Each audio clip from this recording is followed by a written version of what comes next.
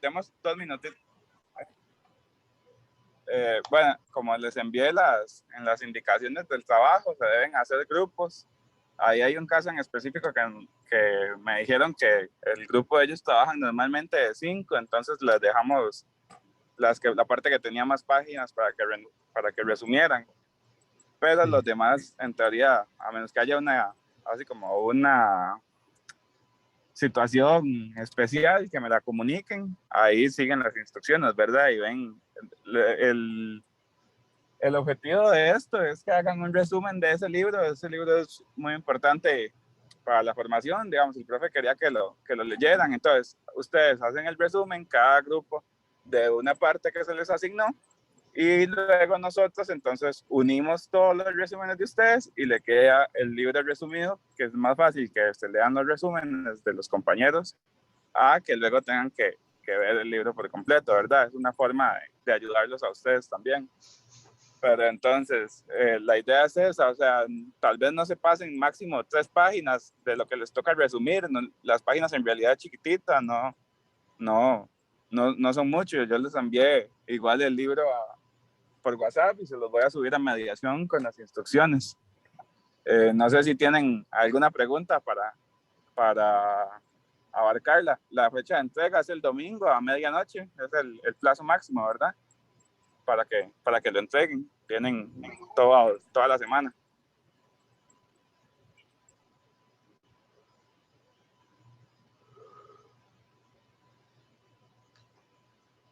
¿Tienen alguna duda, consulta? El libro que van ustedes a leer es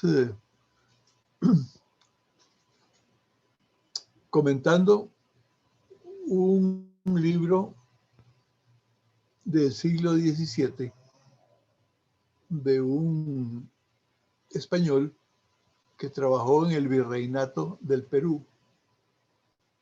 Él se llamaba Juan Matienzo.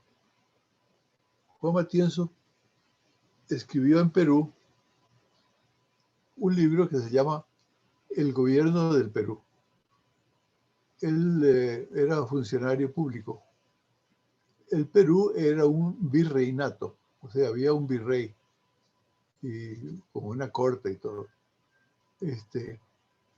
Entonces él describe un poco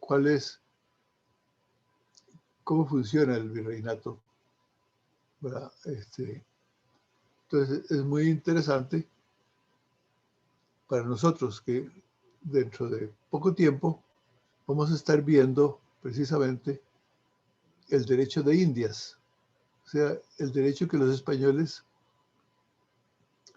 hicieron para el gobierno de las colonias en América, ¿verdad? Entonces, este libro de Matienzo expone todo eso. Pero ustedes no van a leer a Matienzo, propiamente dicho, sino a un autor chileno moderno que se llama Lomán, que escribió un libro sobre Matienzo, sobre su vida y sobre su obra.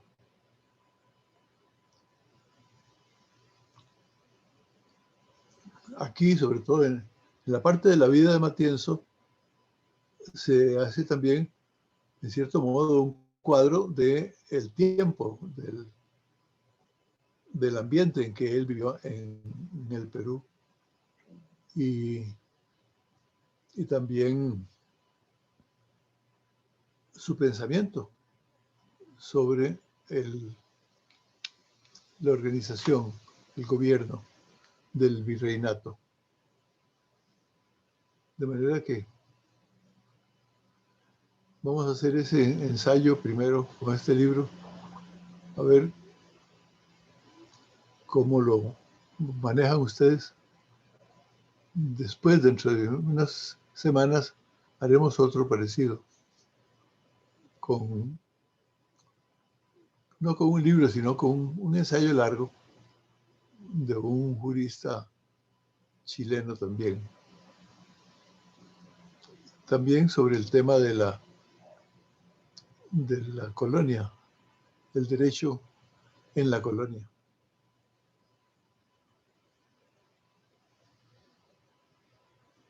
Bueno, entonces si hay dudas en ese punto, me gustaría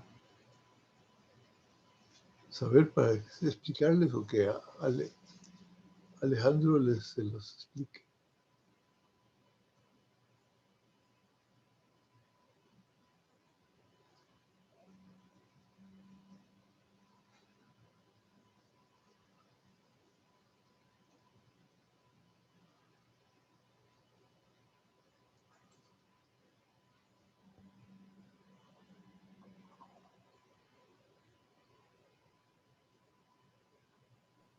Muchas gracias, profe. Yo creo que la tarea está muy clara.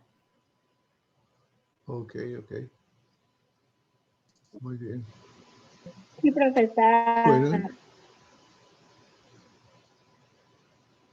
está claro, pues.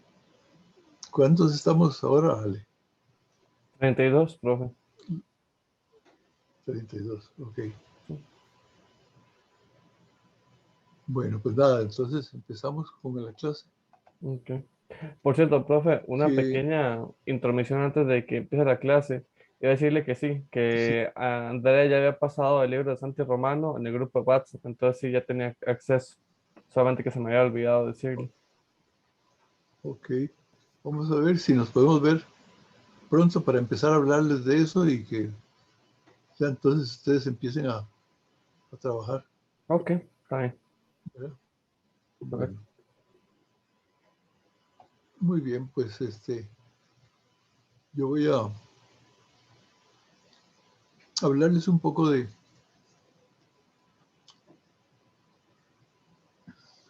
la historia de el reino español, ya en los siglos XIV, XV, XVI, XVII,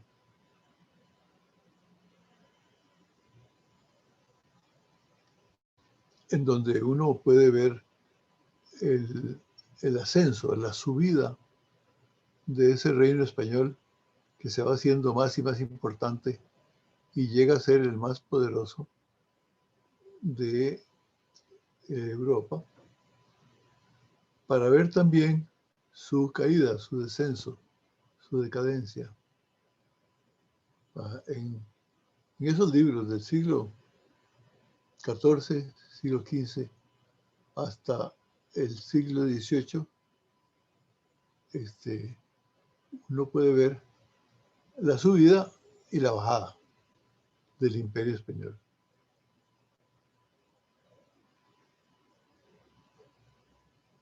Hemos estado viendo cómo los cristianos españoles van reconquistando los territorios, tomándoselos a los moros. ¿Verdad? Vimos cómo el rey Fernando III, el Santo, hace conquistas importantísimas y deja el reino moro en minorías, es que como un territorio relativamente pequeño, después de que ellos habían tenido prácticamente toda España en sus manos. Bueno, el siglo V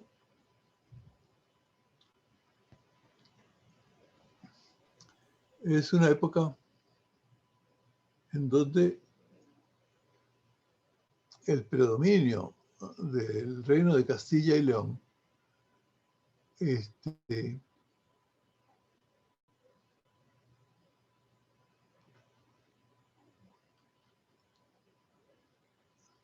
le da los últimos toques a la reconquista. En primer lugar,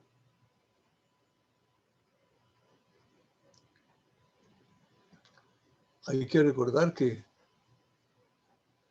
después de Fernando III, su hijo, Alfonso el Sabio, Alfonso X, que no era ningún guerrero,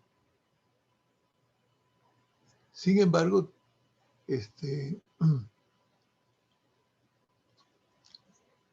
él dirige campañas militares también con éxito, sobre todo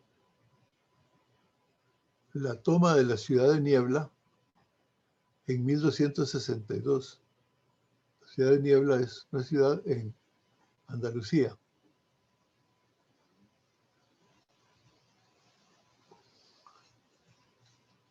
Pero luego,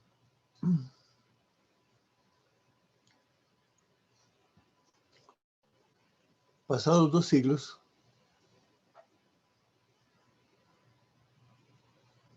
ya estando los musulmanes a la defensiva, el rey Juan II de Castilla, que es el papá de Isabel la Católica,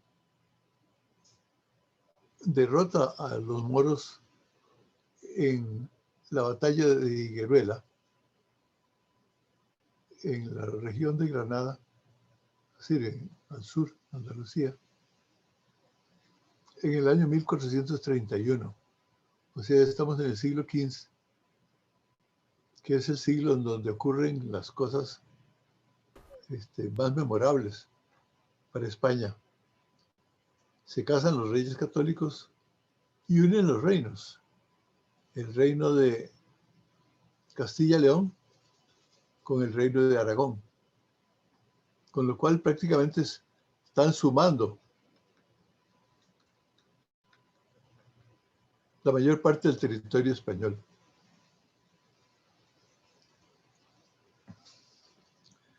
La unión se produce en 1469 con los reyes Isabel de Castilla y Alfonso de Aragón. Fernando de Aragón.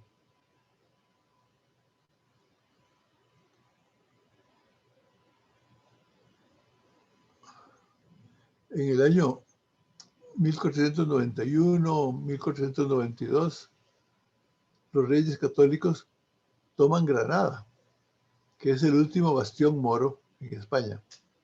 Y con eso ya todo el territorio español queda en sus manos. Solo queda en el norte un reino pequeño, el reino de Navarra, el cual lo conquista finalmente Fernando el Católico en el año 1515. Así, toda España está en manos de ellos. La mayor parte del territorio es castellano. El reino de Aragón abarca una parte en el noreste, hasta el Mediterráneo, hasta el reino de Valencia. Entonces, con esto nace política y jurídicamente lo que llamamos el Estado español,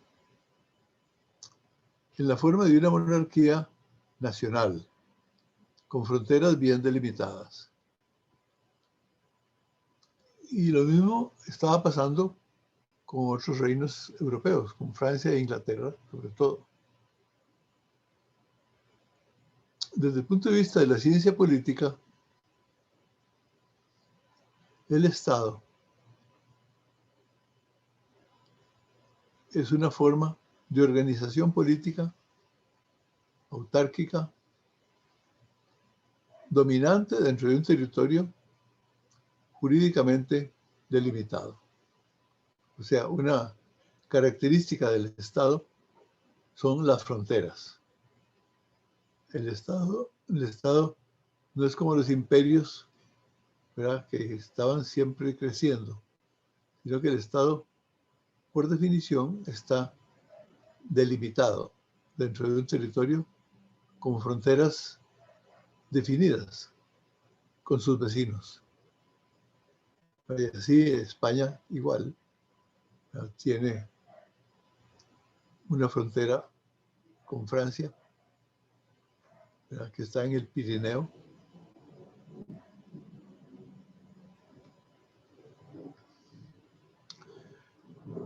El Estado es entonces una organización política histórica que nace con las repúblicas del norte de Italia en los siglos del 11 al 13. Esas llamadas ciudades repúblicas del norte de Italia tenían ya las características del Estado moderno, su organización, pero eran ciudades. Tal vez la más famosa y la que duró más es Venecia. Venecia era en realidad un estado con un territorio amplio en Italia y también con colonias fuera de Italia. Pero así como Venecia, también Florencia, Milán, Pisa, Bolonia y otras ciudades.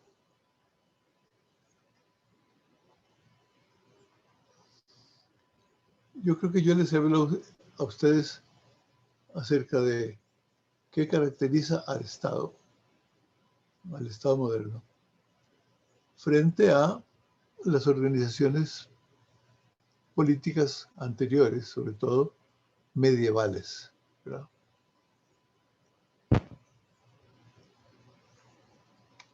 A ver si Victoria Martín nos puede recordar qué caracteriza al Estado frente a esas formas anteriores.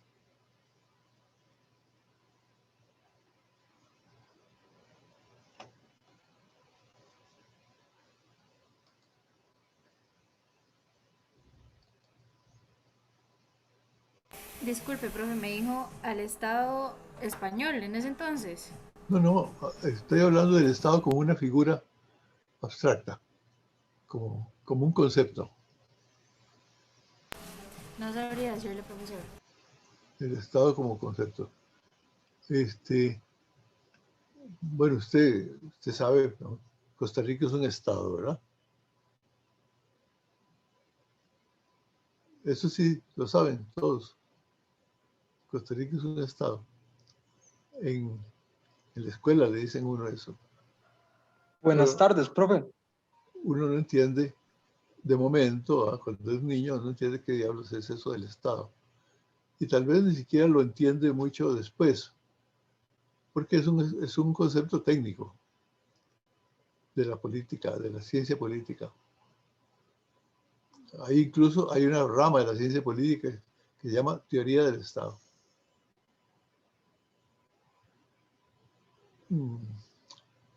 Buenas tardes, Rolando Cáceres. ¿Usted quería decir algo?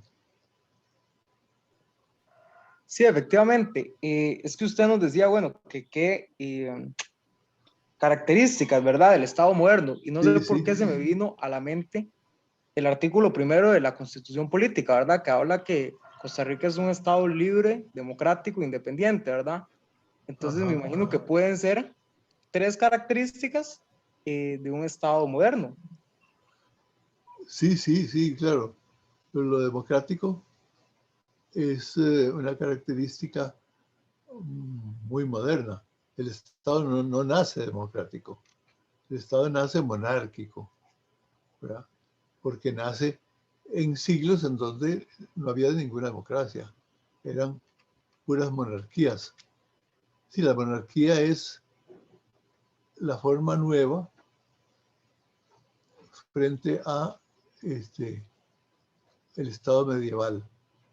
En el estado medieval había reyes también, pero los reyes medievales tenían un poder reducido porque lo compartían con los grandes señores del Profe, no es reino. como tener límites políticos y un gobierno. Claro, claro, claro, efectivamente. Pero ¿por qué esos límites? Porque normalmente esos reinos nacen del acuerdo de los señores feudales. Los señores feudales se juntan y dicen, bueno, uno de nosotros nos va a dirigir, lo vamos a hacer rey, ¿verdad? Entonces, efectivamente, del acuerdo de los señores sale el rey. Eso produce que con el tiempo, cuando el rey se pone muy gallo, cualquiera de los señores feudales antiguos le van a decir, un momentito, acuérdese que nosotros lo hicimos rey a usted. O sea, que así como lo hicimos, también lo podemos quitar. Entonces, hay siempre una lucha entre los señores feudales que quieren mantener poderes, cuotas de poder importante, y el rey que quiere unificar el reino bajo su mando, dominándolos a ellos, a sus viejos compañeros. ¿Verdad? Siempre un noble francés que fue ministro de Napoleón era descendiente de el duque de Perigord, el cual en el siglo XII es famoso que en un cierto momento le dijo al rey de Francia, ¿quién te hizo rey? Le preguntó en una reunión de notables, para recordarle que eran ellos los que lo habían hecho rey, porque habían querido hacerlo, ¿verdad? O sea que no se las creyera demasiado. Y en esa lucha pasan siglos, ¿no? El rey que no puede dominar a sus señores feudales, ¿verdad? El rey que puede tener una gran debilidad. Eso le ocurre, por ejemplo, al rey de Francia.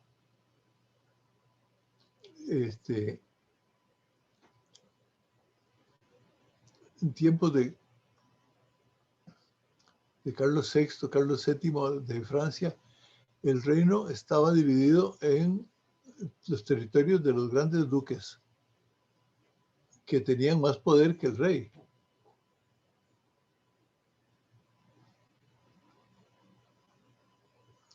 Profe, ¿Sí? una pregunta. ¿Cómo? Una pregunta. Sí. O sea, los feudales eran quienes lo hacían el rey, ¿verdad? Pero estos también podían quitarle el poder. Eso es lo que ellos pensaban, claro. Pero no se podía. Bueno, es claro, porque ¿qué pasa? La historia está contra ellos.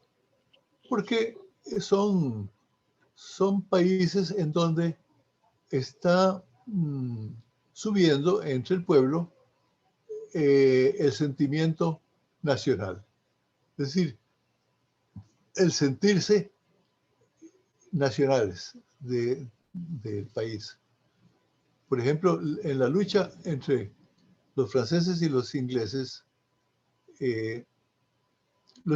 invaden Francia. Y es la llamada Guerra de los 100 años. En esos 100 años, Francia está dividido. Hay una parte de Francia que está ocupada por los ingleses. Bueno, esa ocupación y esa guerra crea en el pueblo francés un sentimiento de nacionalidad. O sea, empiezan a darse cuenta, por contraste, por comparación con esos otros señores que hablan otro idioma, etcétera. No, nosotros somos franceses. Todos los que hablamos esta lengua somos nacionales de Francia. Entonces el sentimiento nacionalista va creciendo en la Guerra de los 100 años. Hay un episodio que es muy conocido, Juana de Arco. Juana de Arco, en un momento en que el reino de Francia está muy abatido, el rey prácticamente no tiene poder. El señor feudal más importante del reino, el duque de Borgoña, está contra el rey de Francia, es aliado de los ingleses. De modo que las cosas no pueden ser peores. En ese momento surge del pueblo una persona, nada menos, una mujer, una muchacha, ¿verdad? Que tiene visiones místicas. Ella siente que Dios le da un mensaje, y el mensaje que le da es que ella puede conducir a Francia a la victoria.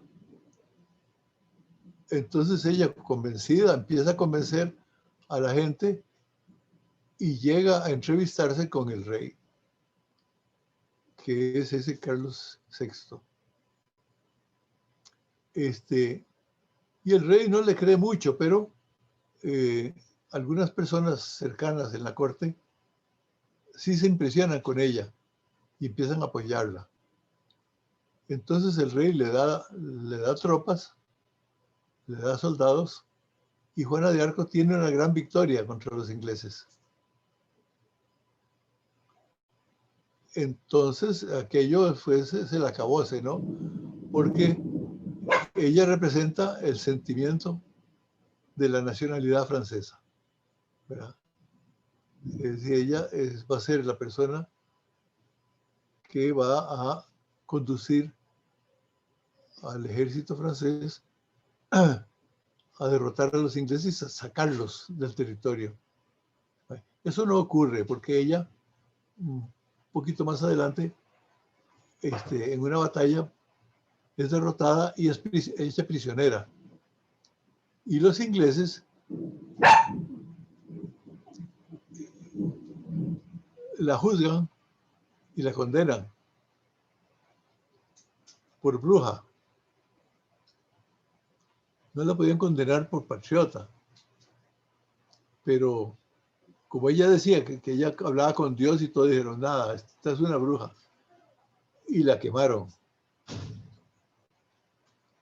La quemaron viva. Eso entonces hace que el pueblo francés todavía se convenza más, ¿no? De que tiene que sacar a los ingleses, lo cual finalmente ocurre. Como les digo, es una guerra que dura 100 años. Es la guerra más larga, creo yo, de la historia de Occidente.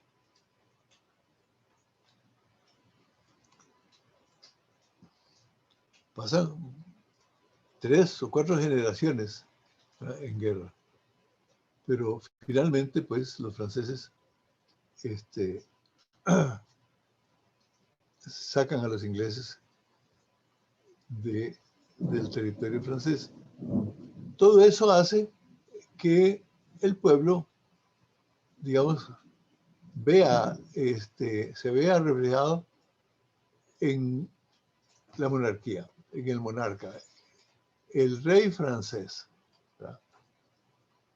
Ese es el rey del pueblo. Por eso es muy interesante, porque el título de los reyes en Francia no era rey de Francia, era rey de los franceses. Eso así como era como lo decían. E incluso Napoleón, cuando se proclama emperador, se proclama emperador de los franceses.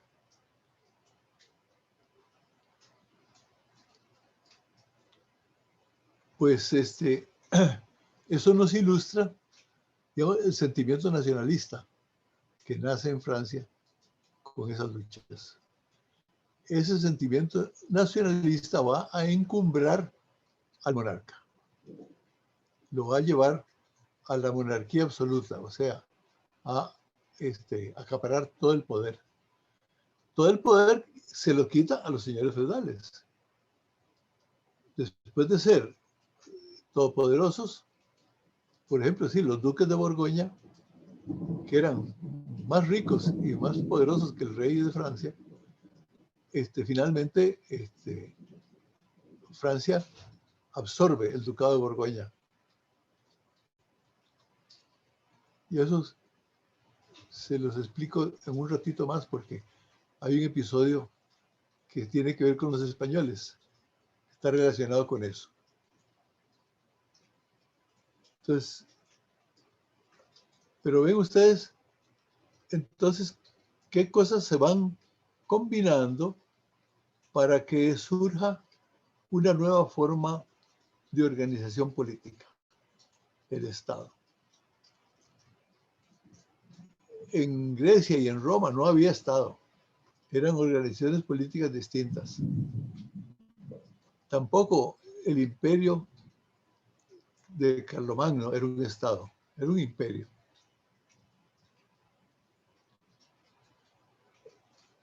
Entonces, el Estado, propiamente dicho, es una organización política que se va formando y se va enriqueciendo con diferentes aportes. Uno de ellos, ya lo dijimos, es el sentimiento nacional. Cuando en todo el territorio francés predomina el sentimiento nacional encarnado en el rey, ¿verdad? Todos quieren al rey francés. En ese momento, entonces, la monarquía está en condiciones de avanzar, de ir concentrando todo el poder en ella. Esa concentración se produce porque en el periodo feudal de la Edad Media, el poder está disgregado, el poder está regado por todas partes.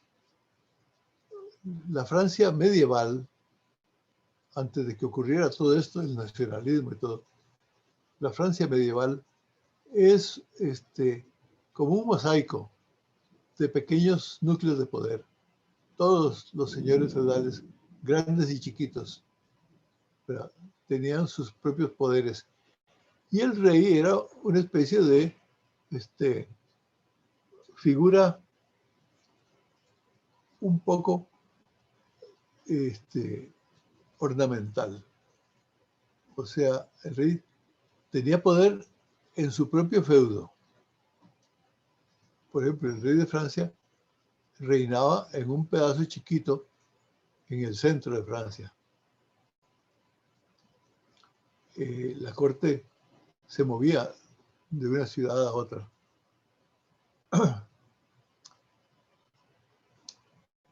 Finalmente, la monarquía se asentó en la ciudad de París y desde allí empezó a producir la unificación. Pero todo esto a través de las luchas con los ingleses, etc.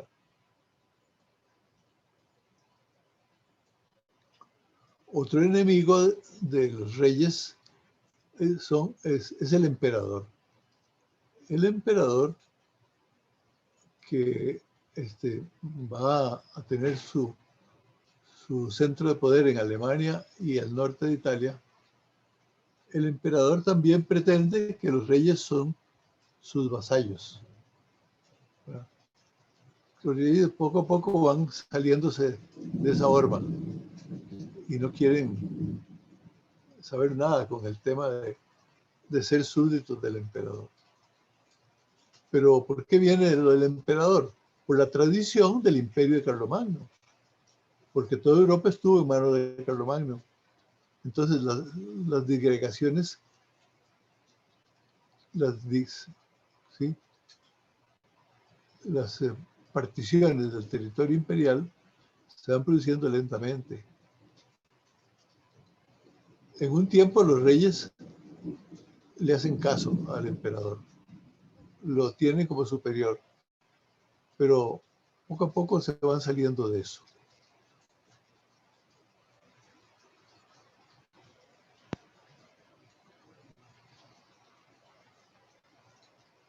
Y se van saliendo de eso con la organización del Estado. Organizan sus monarquías como estados.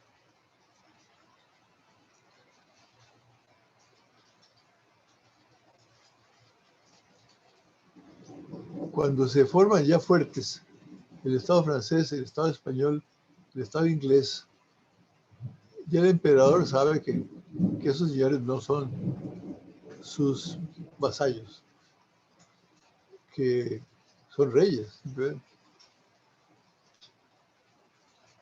Entran en relaciones con el emperador, a veces buenas, a veces malas. Tienen guerras con frecuencia.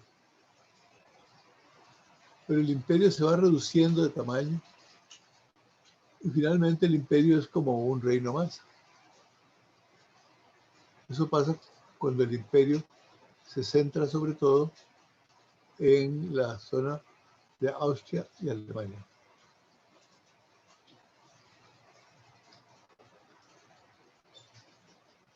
Muy bien.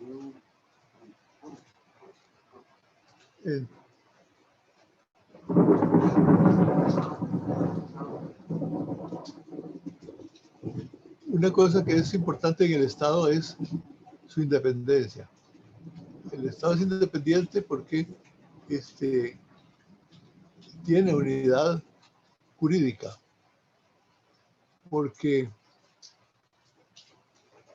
tiene leyes que están vigentes en todo el territorio del Estado. Y son las leyes del Estado.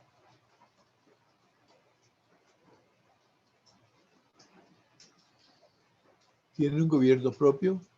Profesor. Sí.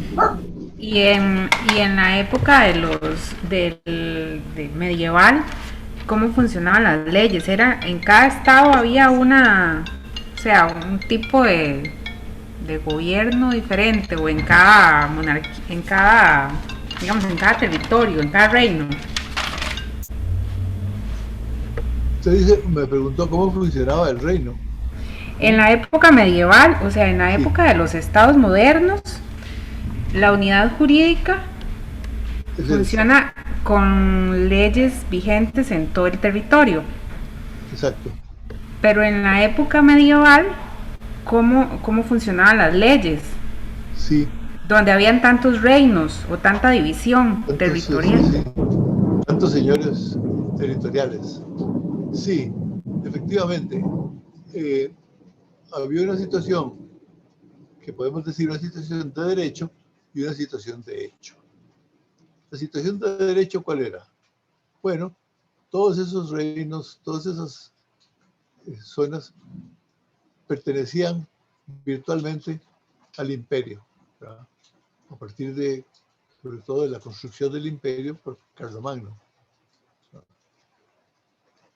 Virtualmente pertenecía al imperio, pero dentro de ellos había, en realidad, una gran disputa, una gran pelea, porque, de hecho, muchos señores tenían un poder propio. ¿Qué sé yo? Los viejos duques de Carlomagno, sus descendientes, ya se habían ido haciendo independientes. Pero además los duques repartían sus territorios, su reino, podemos decir así, en condados. Y los condes, cada uno en su territorio, también pretendían tener poder y tener una cierta independencia del duque. Y los condados también estaban divididos en nuevos señoríos, nuevos territorios regidos por varones, por vizcondes, por marqueses, etc. Entonces había allí, lo que había era un mosaico enorme. donde cada uno quería tener un poder propio. Incluso los señores pequeños querían que su superior no tuviera un gran poder sobre ellos. Sobre todo querían una cosa, y era hacer hereditario su poder. Entonces, que el hijo del conde heredara el condado y no que el duque, así como se lo había dado, se lo quitara y se lo diera a otra persona. Esa era la pelea. Entonces había siempre una especie de tensión entre los dos. Tenían un pacto, pero ¿cómo cumplirlo, verdad? Los señores feudales inferiores tenían que ayudarle al superior en las guerras. Esa era su contribución. Pero de ese pacto, de ese arreglo, ¿verdad?, podían venir varias cosas. Si un señor más pequeño se distinguía mucho en la guerra, podía tener un poder. Ese señor podía sacarle al duque la concesión de que él podía heredar a sus hijos el territorio del condado, de la baronía. Él podía heredárselo a los hijos. Entonces allí se hacía un núcleo que empezaba a ser independiente. Imaginen esta escena que les estoy contando, imagínenla reproducida cientos de veces en todo el territorio europeo. Esa tensión entre el señor feudal más grande y los señores feudales más chicos. Y eso mismo ocurría con los reyes, ¿verdad? El rey le concedía a un colaborador suyo un ducado, le daba el ducado de Orleans, por ejemplo, que era una región en el centro de Francia. Bueno, el duque de Orleans podía llegar a ser tan poderoso que podía disputarle el poder al rey, incluso heredarlo. Podía heredar a sus descendientes. Claro, el descendiente también era súbdito del rey, pero de una manera así muy nominal, igual que el papá. Y así pasaban las generaciones en esa tensión constante. En Francia, que es un ejemplo muy bueno que uno puede poner, porque el desarrollo del reino francés es muy claro. Tenemos además muchos datos, una gran cantidad de información. Entonces, ahí se nota cómo dependía de la fuerza o de la debilidad del señor feudal. Si el señor feudal era muy débil, el rey tenía mucho más poder en su territorio. Si el señor feudal era muy fuerte, excluía el poder del rey prácticamente y lo manejaba como si él fuera rey. Eso fue lo que pasó sobre todo con los duques de Borgoña. Los duques de Borgoña tienen la suerte de que dentro de sus territorios feudales están los Países Bajos, o sea, están Bélgica y Holanda. ¿Y qué pasa? Que Bélgica y Holanda en un cierto momento se hacen grandes focos de desarrollo económico. Tienen un gran comercio y una industria floreciente. Industria, claro, antigua, ¿no? Artesanal, etcétera, pero floreciente. Se establecen allí los grandes banqueros de Europa, etcétera. Entonces, todo eso pertenece al duque de Borgoña, no al rey de Francia. Por eso el duque de Borgoña es mucho más rico que el rey de Francia. Puede hacer alianzas muy favorables. Sus hijos se casan con todos los reyes vecinos.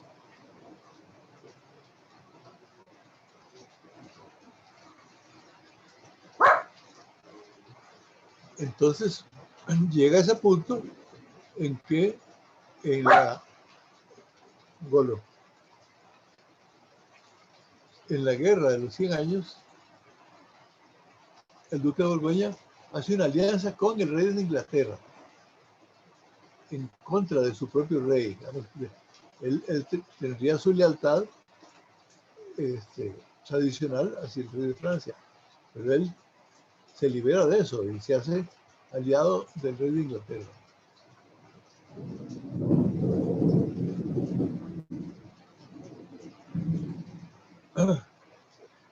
Pero al final de cuentas le va mal porque Francia se sobrepone y logra sacar a los ingleses de su territorio.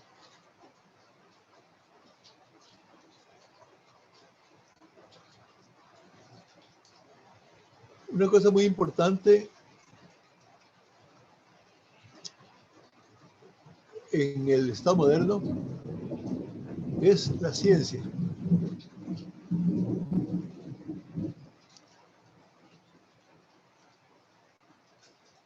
¿De qué manera la ciencia favorece al Estado moderno? ¿Cómo fue que ocurrió eso? Henry. Hola, buenas tardes. No, profe, honestamente, pues podría dar una idea, pero no estoy 100% seguro. ¿Cuál es su idea? Y mi idea es que la ciencia beneficia al Estado moderno porque, como primeramente, la gente está más educada. Y segundo, que al haber avances científicos, también la economía va a surgir. No sé, es una idea, la verdad no. Ajá. Sí. No sé. Y la cosa va un poco por ahí. Lo que favorece al Estado moderno es la universidad.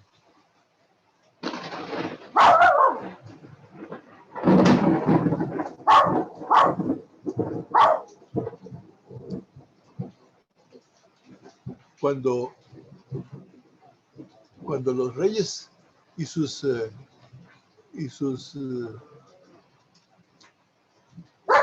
allegados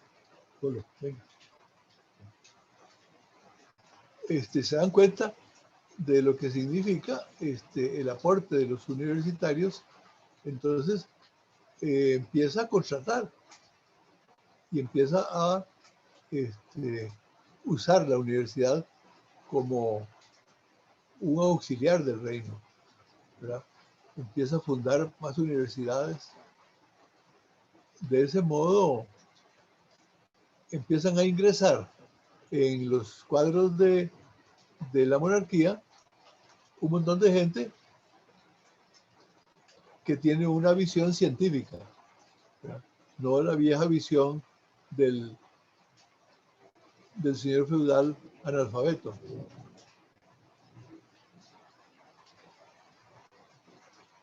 Entonces empieza a entrar la ciencia al Estado. Pero no digamos que es la biología o la química, no me refiero a eso. Eso va a ser importante después. De momento, ¿cuál es la ciencia que entra?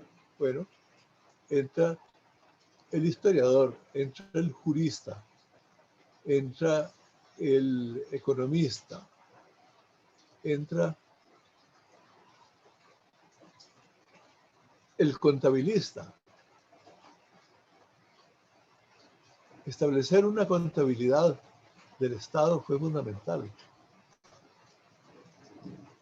La contabilidad es un invento que lo adoptan primero que todo las ciudades, sobre todo las ciudades del norte de Italia. Porque la Todo contabilidad eso hace como que se deje de lado un poco todas esas ciudades religiosas que tenían, que solo gobernaban como bajo el catolicismo y así, ¿verdad? Exacto, Entonces, ya la gente era como más objetiva y, digamos, más educada, no sé. Claro, la gente se va haciendo más objetiva, se va haciendo más técnica, digamos así, va adoptando en las ciudades, va adoptando medidas que son racionales, ¿verdad? El Estado entonces es una construcción racional. Don Walter, ¿se le podría llamar a esto como en parte del desarrollo del naturalismo? Del naturalismo. Correcto. No, el naturalismo es importante, pero en mi criterio más bien el naturalismo va a ser una carga, va a ser retardatario el naturalismo. Porque el naturalismo que se conoce en este momento es religioso, es el naturalismo de los escolásticos franceses. Más bien se va abriendo camino el derecho laico, o sea, el derecho del pueblo. Y ese derecho es un rescate que se hace del derecho romano, que sobre todo en la República, el derecho romano es un derecho, pues, del pueblo. La cosa es que, digamos, toda esa introducción de la razón en los asuntos del Estado la traen los burgueses. Los burgueses habían aprendido esas cosas en las ciudades, ¿verdad? Y entonces los reyes empiezan a reclutar ayudantes burgueses. Sus ayudantes nobles no sirven porque son analfabetos, solo sirven para hacer la guerra, pero para organizar el Estado hay que traer a los burgueses que en las ciudades aprendieron cómo gobernar. Los burgueses son los que introducen en el Estado la contabilidad para que el rey sepa cuánta plata tiene, ¿verdad? Entonces están los gastos y están los ingresos. Introducen el sistema de los impuestos, un sistema racional, ordenado, de modo que el reino tiene un ingreso seguro por los impuestos. Introducen el ejército, porque si el reino tiene plata puede pagar un ejército permanente. Eso los hace superiores a los señores feudales. Introduce la burocracia, o sea, un equipo especialista en gobernar. Todas esas innovaciones hacen que el reino tenga una serie de ventajas sobre los señores feudales. Claro, hay señores feudales que hacen lo mismo también, ¿verdad? Pero otros no. La tendencia es que quien tiene la carta dominante es el reino propiamente y no los señores. La historia de esa época está llena de luchas. En tiempos de el rey Luis XIII, el papá de Luis XIV, en tiempos del rey Luis XIII, hay un levantamiento general de los señores feudales contra el rey, que al final el rey termina dominándolo. Todavía en la infancia de Luis XIV se produce un levantamiento muy serio. Pero cuando Luis XIV se hace grande, se propone destruir todos esos focos, digamos así, y lo consigue. Consigue domesticar a todos los señores feudales. Y es el apogeo de la monarquía absoluta en Francia. Pero como les digo, todavía en tiempos de su papá, los señores feudales eran fuertes y podían levantarse.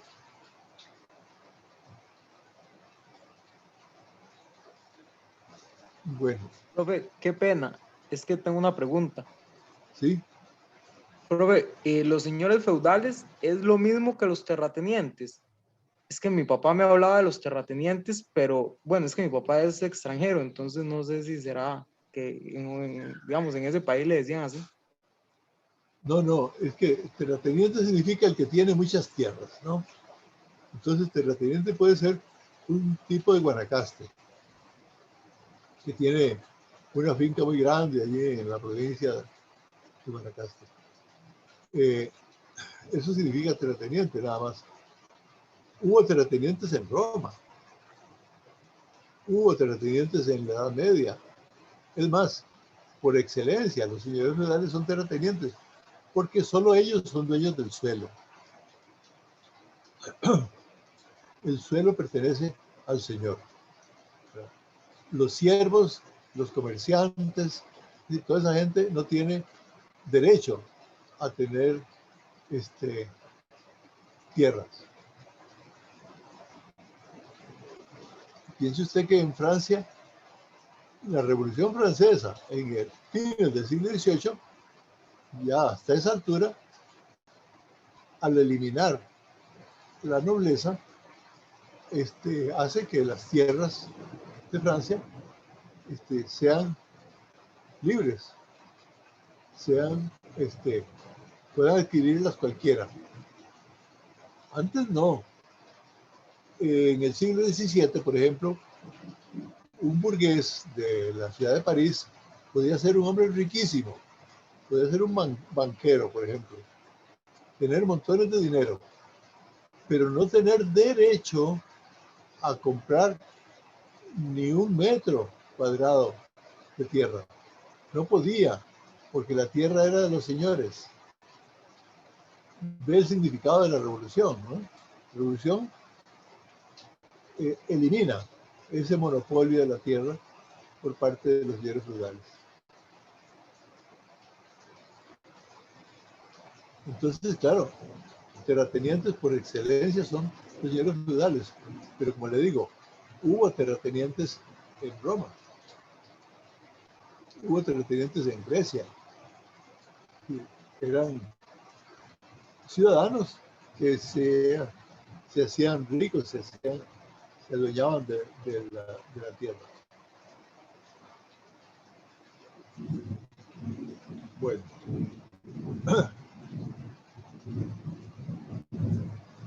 Entonces, esto es el Estado, ¿no?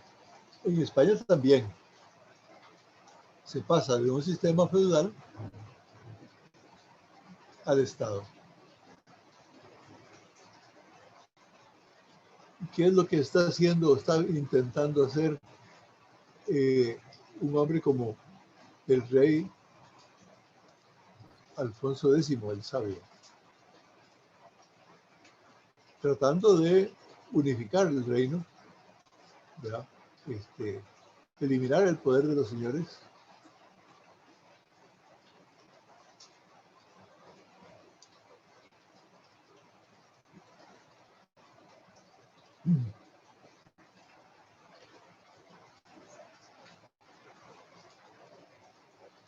Pero ustedes recuerdan que Alfonso X no puede promulgar las 7 partidas.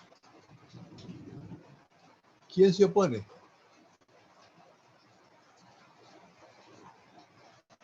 Se oponen los señores feudales. ¿Sí?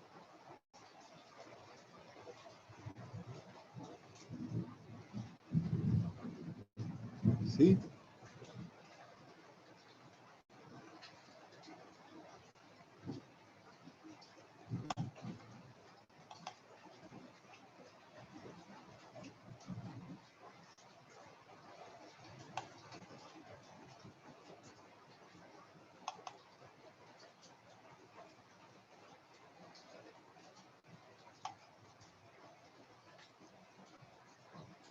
¿Alguien quería hablarme? ¿Melanie? ¿Melanie? Profe, era que usted le iba a decir que los feudales, pero usted lo dijo antes. ¿Qué? Casi al mismo tiempo. Es que usted preguntó que quién se oponía a sí. Ajá, entonces yo iba a contestar, pero me ganó por ¿Pero qué contestó usted? que los señores feudales. Ah, sí, sí, naturalmente. Así es. Por eso él no consigue. Vean ustedes que el nieto lo consigue. Claro, ¿qué pasa? Que desde Alfonso X a su nieto, Alfonso XI o 11, la historia va marchando a favor del rey contra los señores. Ya su nieto se siente más fuerte. Puede meter las 7 partidas, aunque sea un poco de contrabando allí, como derecho supletorio en el ordenamiento de Alcalá.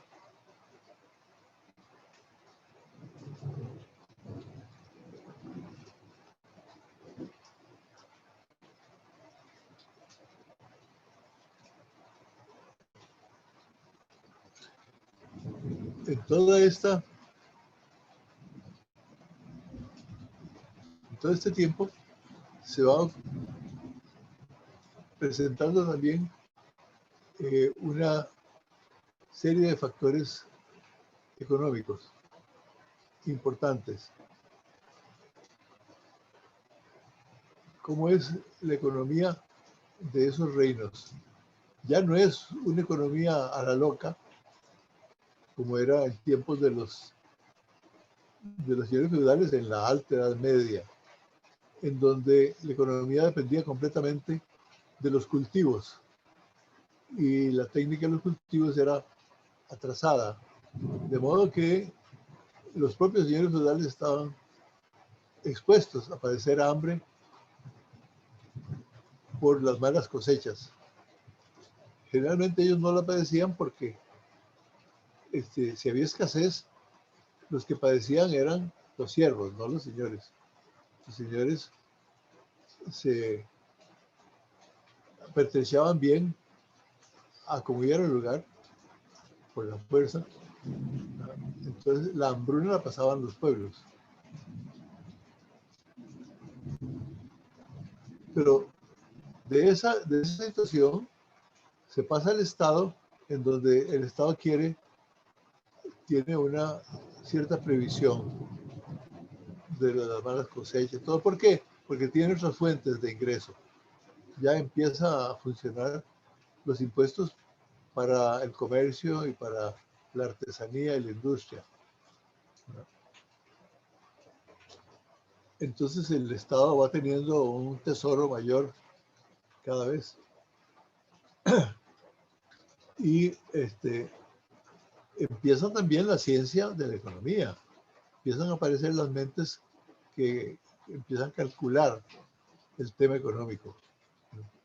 ¿Qué es mejor?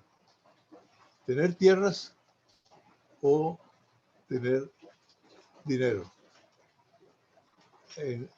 Nace allí lo que se llama el mercantilismo. Una doctrina económica basada sobre todo en la riqueza, la riqueza móvil, en las cosas, en la mercadería, no en la tierra, ¿verdad?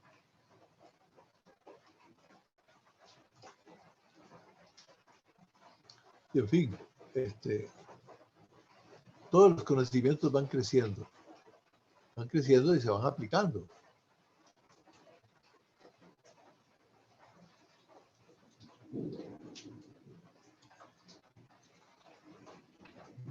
Eso hace que de los siglos XV al XVIII,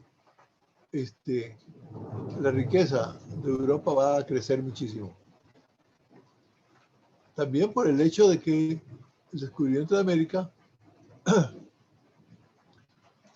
va a producir un movimiento de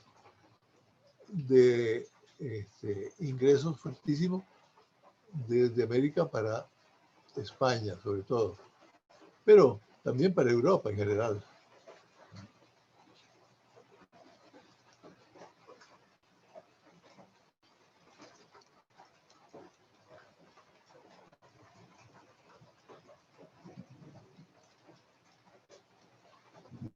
Desde el punto de vista cultural, dice aquí, las nacientes monarquías nacionales se favorecen del estallido del Renacimiento. Pero en España y Portugal este movimiento resulta atemperado por la enorme influencia del catolicismo, producto del prestigio que la Iglesia adquirió durante la Reconquista, que fue vivida por el pueblo ibérico como una cruzada religiosa, en la que los obispos participaron activamente como señores feudales. El mismo año que los reyes católicos toman el reino nazarí de Granada, enero de 1492, unos meses más tarde, Cristóbal Colón desembarca por primera vez en la isla, una isla del continente americano, en octubre de 1492. Es un momento muy alto para España y para los reyes católicos, que además están a punto de casar su hija y heredera única, doña Juana, con el príncipe Felipe de Habsburgo, hijo del emperador del Sacro Imperio Romano Germánico, Maximiliano I, y de la riquísima y poderosa María, duquesa de Borgoña y los Países Bajos. El ducado de Borgoña se había quedado sin varón, entonces recayó sobre la hija del último duque, se llamaba María de Borgoña. Doña María de Borgoña se casa con Maximiliano Habsburgo, emperador romano, emperador del Sacro Imperio. Un matrimonio de poderosos, ¿no? El emperador con la duquesa de Borgoña. Se llamaba duquesa de Borgoña y de los Países Bajos. Pues el hijo de ellos, llamado Felipe, se casa con la hija de los reyes católicos, doña Juana, heredera del Reino de España y del Imperio Americano. Ahí tienen ustedes dos imperios haciendo matrimonio. Profe, Sí, una pequeña consulta. Esta Juana de la que se está comentando es la Juana que es conocida como Juana la Loca. sí, esa es. Ok. Esa es. Sí, porque las cosas no serían de la mejor manera posible. Hay muchos inconvenientes ahí. Ujú. Por un lado, pues la influencia de el imperio y la influencia del ducado de Borgoña son muy fuertes. De modo que doña Juana tiene que viajar a los Países Bajos para casarse con su marido y vivir allá un tiempo. Después se vienen para España. Pero su hijo mayor, que va a ser el rey Carlos I de España y va a ser emperador también, Carlos V, emperador de Alemania, ese muchachito se queda en los Países Bajos. De modo que cuando él viene a España a hacerse cargo del reino, porque su padre Felipe ha muerto y su madre está loca, él ni siquiera sabe español. Es un príncipe todo rubio, que no entiende español, que no conoce las costumbres de los españoles, etc. Es un extranjero completamente.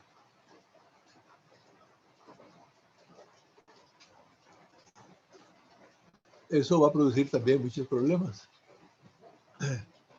Su madre vive, pero está loca, entonces él reina con ella, porque a ella pues no se la va a separar del reino, simplemente el reino sigue adelante. A ella pues la tienen ahí muy bien, tranquila. Él gobierna un tiempo con su madre. Cuando ella muere, pues él ya adquiere completamente el reino.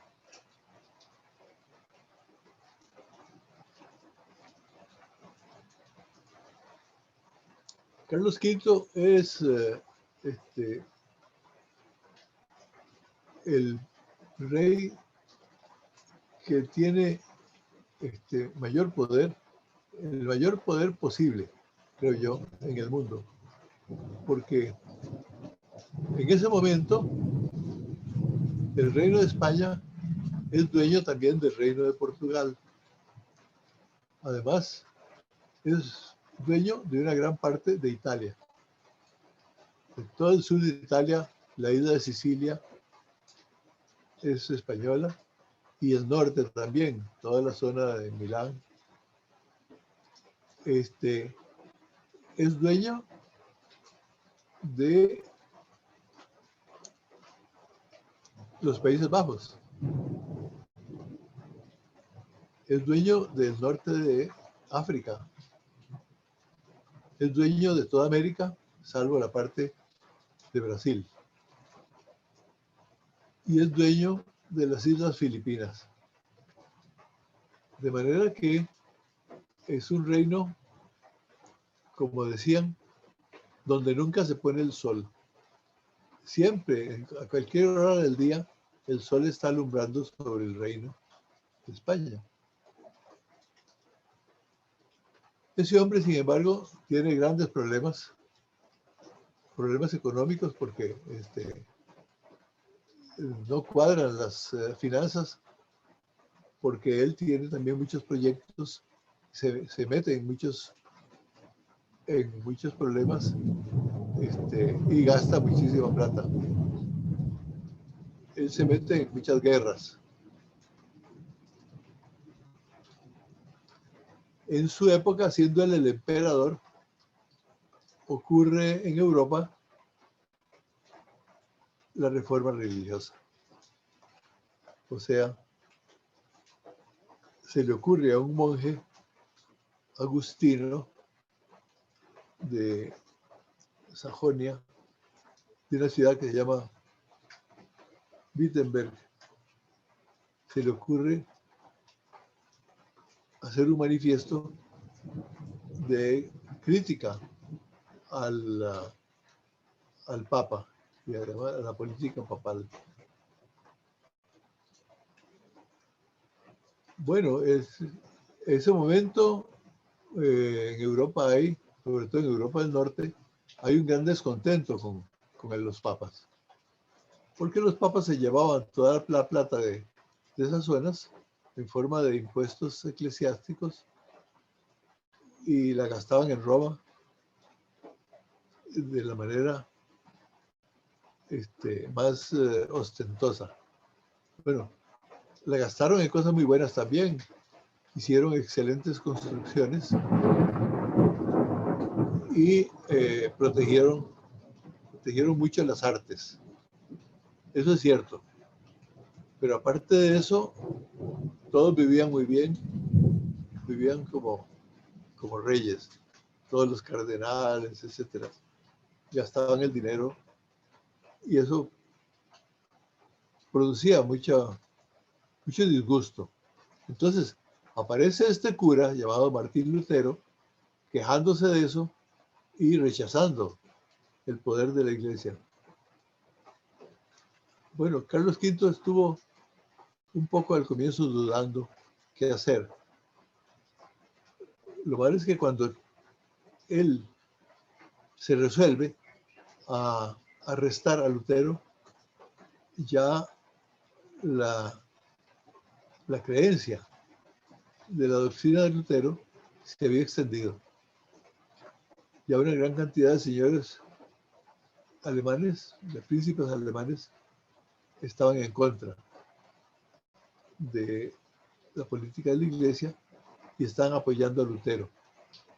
De manera que Lutero se refugia en esos estados Y el emperador no puede, a pesar de ser el emperador y el hombre más poderoso del mundo, no puede apoderarse de Lutero para quemarlo, como era la idea era quemarlo, porque era un hereje. Con los años, el protestantismo crece, no solo en ese foco, hay otro foco que es el protestantismo calvinista. Un monje también, se llamaba Juan Calvino, que era de la ciudad de Ginebra, también se manifiesta protestante. Y el calvinismo crece enormemente.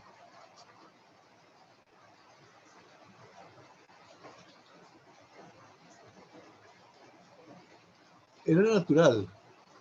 La Iglesia Católica dejaba mucho que desear. Era públicamente muy corrupta. Y entonces estos movimientos tuvieron un enorme apoyo.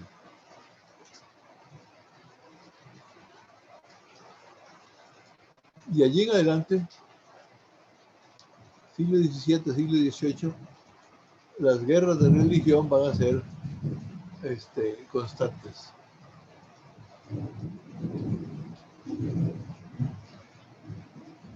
Para España eso fue malísimo. Pero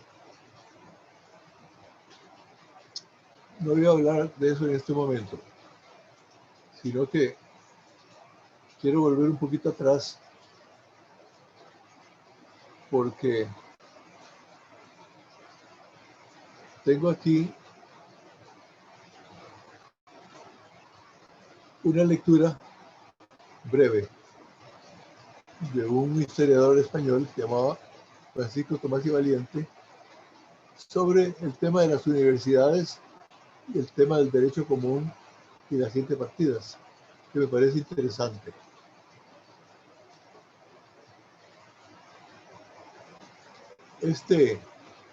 Francisco Tomás y Valiente, a quien yo conocí en España antes de morir, era un buen tipo.